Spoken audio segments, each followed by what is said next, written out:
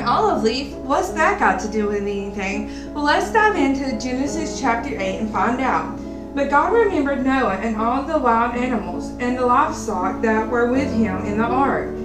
He sent a wind over the earth, and the waters receded. Now the springs of the deep and the floodgates of the heaven had been closed, and the rain had stopped falling from the sky. The water receded steadily from the earth. At the end of the 150th days, the water had gone down, and on the 7th day of the 7th month, the ark came to rest on the mountains of Ararat. The waters continued to recede until the 10th month. On the first day of the 10th month, the tops of the mountains became visible. After 40 days, Noah opened a window he had made in the ark and sent out a raven, and it kept flying back and forth until the water had dried up from the earth. Then he sent out a dove to see if the water had receded from the surface of the ground, but the dove could find nowhere to perch because there was water over all the surface of the earth. So it returned to Noah in the ark. He reached out his hand and took the dove and brought it back to himself in the ark.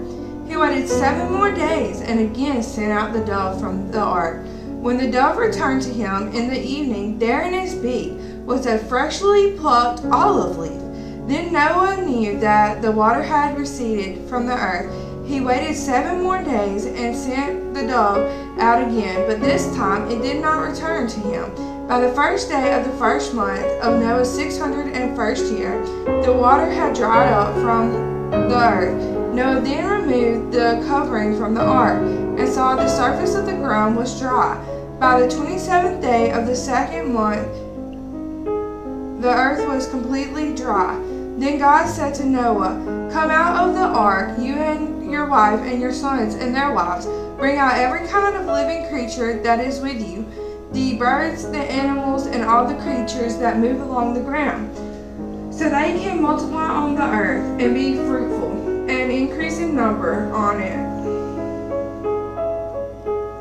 Noah came out together with his sons and his wife and his sons' wives, all the animals and all the creatures that moved along the ground, and all the birds, everything that moved on land came out of the ark, one kind after another. Then Noah built an altar to the Lord, and taking some of all the clean animals and clean birds, he sacrificed burnt offerings on it. The Lord smelled the pleasing aroma and said in his heart, "Never again will I curse the ground because of humans, even though every inclination of the human heart is evil from childhood, and never again will I destroy all living creatures as I have done.